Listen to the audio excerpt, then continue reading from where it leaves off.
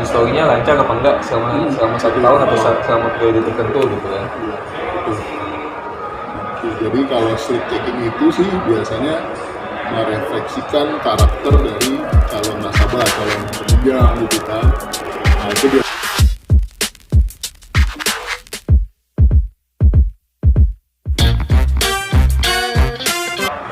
Halo teman-teman semua, balik lagi di channel Samaan Kreatif bareng gue Budi Pidana. Kali ini gue ditemenin sama temen gue, Om Eric Herbert. Halo.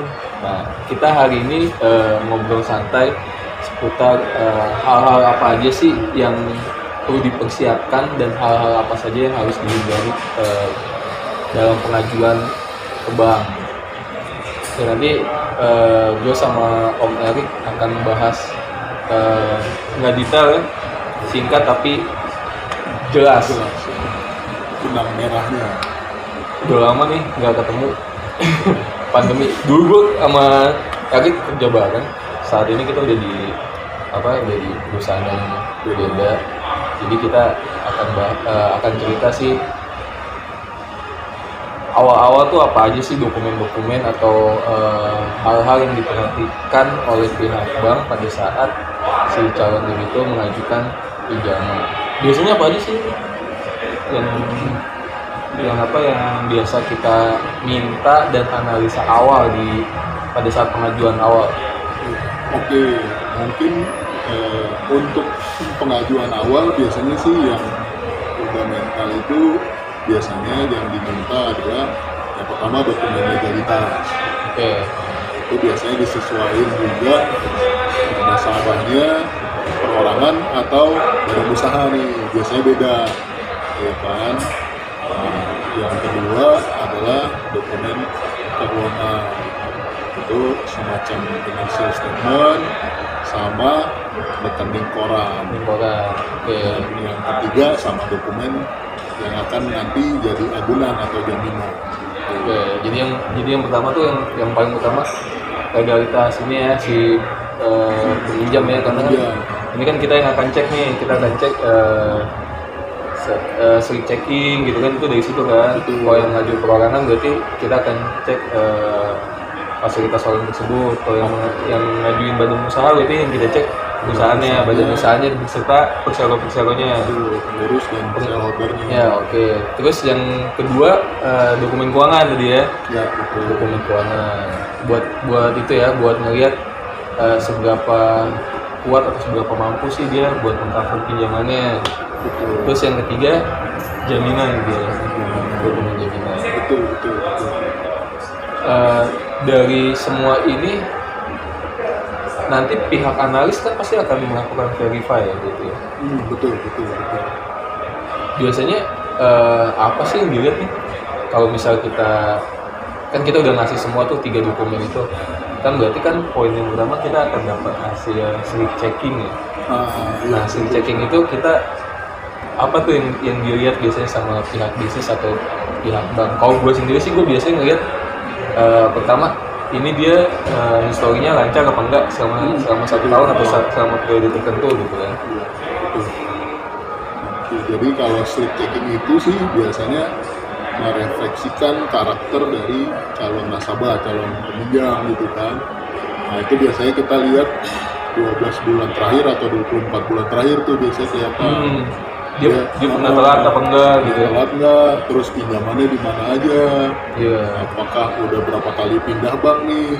Kita bisa kelihatan juga di situ. Itu kalau misalnya udah berapa kali pindah bank, ada indikasi tertentu nggak? Bisa jadi sih dia bagus, banyak di sama bank-bank lain.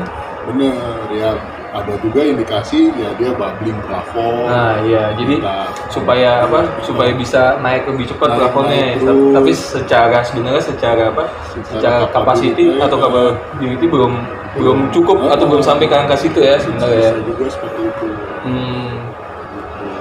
Terus selain itu juga tadi kan kita ngomongin berarti dari historical ya, sleep checking ya. Terus kan kita ngeliat juga apa tadi berapa banyak fasilitas yang pinjamannya yang dia punya.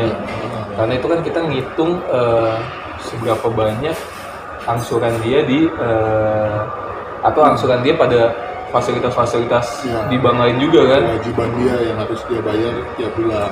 Nah itu nanti kita akan cocokin ke yang tadi yang poin nomor 2 ya apa Itu di analisa keuangan ya, di analisa Betul. keuangan. Iya.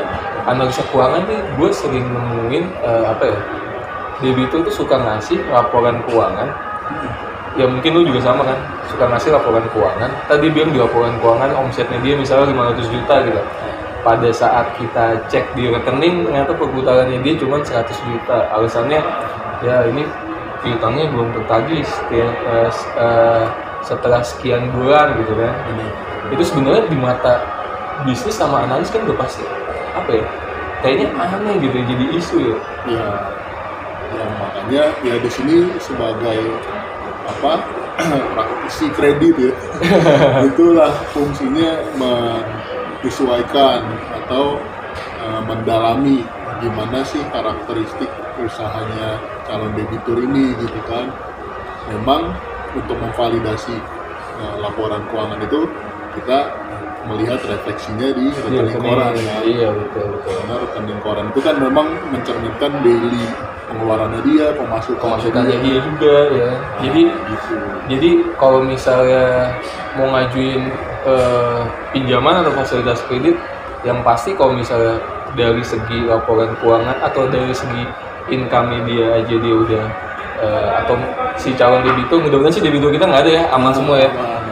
Calon debitur itu udah nggak pede kan, ya kan buat dapat pinjaman, gimana kita mau pede juga ngasih pinjaman ke mereka kan.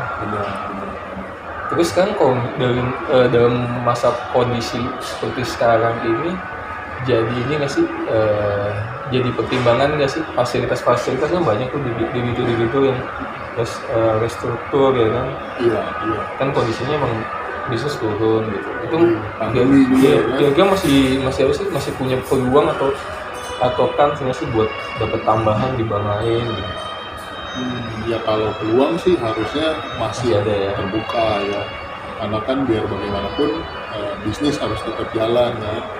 Memang di pandemi seperti ini banyak bisnis yang terdampak pastilah, cuma kan pengaruhnya seberapa besar ya kita harus dalamin ke situ juga. Iya, kita juga harus lihat historical dia sebelum pandemi itu seperti apa kan, terus proyeksi ke depan bisnisnya Proyeksinya bakal gimana? seperti apa gitu kan. Iya, gitu sih. Nah, balik lagi tuh tadi ke menarik sih. Baru-baru ini gue juga nemuin tuh ada debitur yang bukan debitur sih, calon debitur yang ngajuin ke gue. Dia tuh ngasih, ini lebih serem lagi dari tadi kan kita bandinginnya antara laporan keuangan sama rekening kan. Iya. Yang laporan keuangannya 500 juta, ternyata rekeningnya cuma 100 juta. Ini ada lagi dia ngasih laporan keuangan sama rekeningnya matching gitu kan.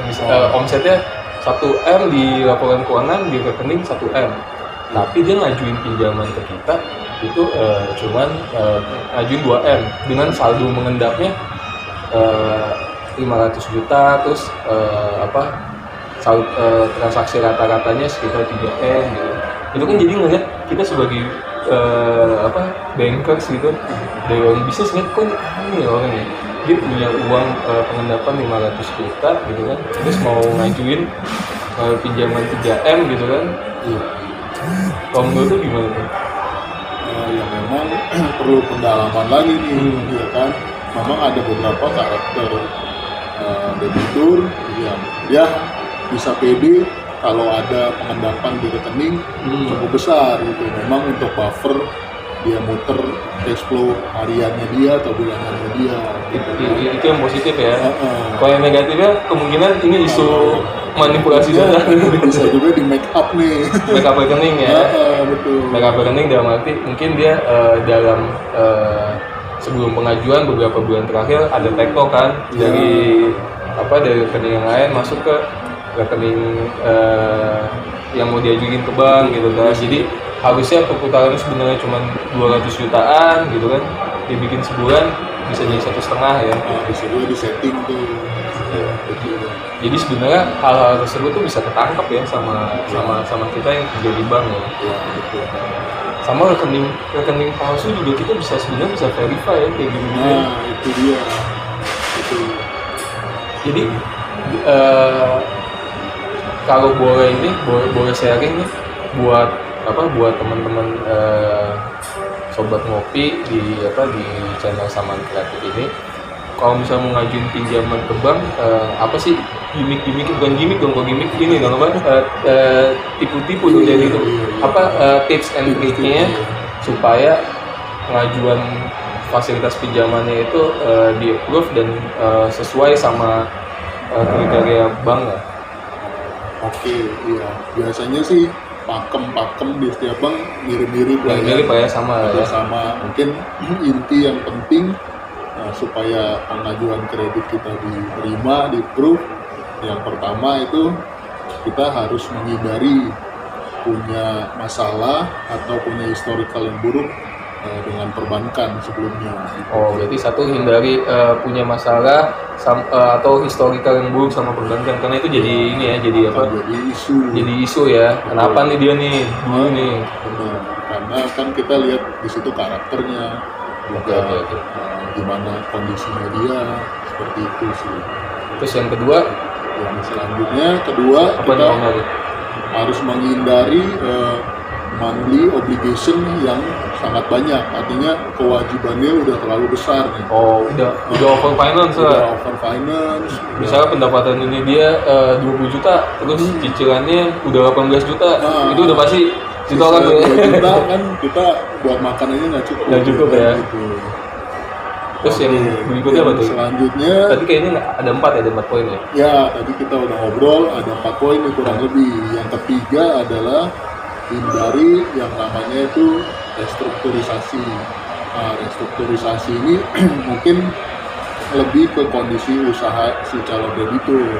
Kalau di bank, kalau debitur sudah pernah punya histori restrukturisasi, itu biasanya bank lain nggak mau ya? Kita nggak mau. Ya, soalnya bank lain pasti ngeliat dengan kewajibannya dia saat ini aja, dia meminta permohonan untuk keringanan di bank lain ya. Betul. Pasti jadi pertanyaan, kenapa mau pindah nih kan ke kita gitu kan? Bisa juga berdampak usahanya mungkin lagi nggak bagus. Okay. Tapi kalau misalnya pandemi mungkin masih ada justifikasi tersendiri ya. Nah iya, di pandemi ini kan uniknya memang dari pemerintah itu memberikan fasilitas restrukturisasi, yaitu bisa kita justifikasi lah biasanya ya, harusnya seperti itu. Itu yang terakhir tadi yang kita bahas terakhir itu apa tadi? Yang terakhir nih paling penting nih, jangan sampai ada manipulasi data. Jadi kasih ke pihak bank itu data real aja apa adanya. Jadi kita akan approve sesuai dengan kondisi yang ada ya. Sesungguhnya bisa. Buat yang mau saat ini sedang mengajukan fasilitas modal kerja ke bank atau fasilitas kredit investasi, tips and triknya boleh diaplikasikan, buat dicoba. Terima kasih Om Erik udah gabung di acara Sobat Ngopi, Sobat Ngobrol Pintar gitu. Bersama Samaan Kreatif. Sukses buat Om Erik. Buat kalian yang suka sama tadi sharing bersama Erik, kalian jangan lupa like, subscribe, dan aktifin loncengnya supaya nanti kalau ada update terbaru dari video-video dari gua, kalian nggak akan ketinggalan. Terus kalau mau tahu personal live kita, boleh Instagram gua Bumi Perdana, Instagramnya Om Erik apa Om? Di HLBRT RICK. Boleh di follow. Thank you teman-teman semua.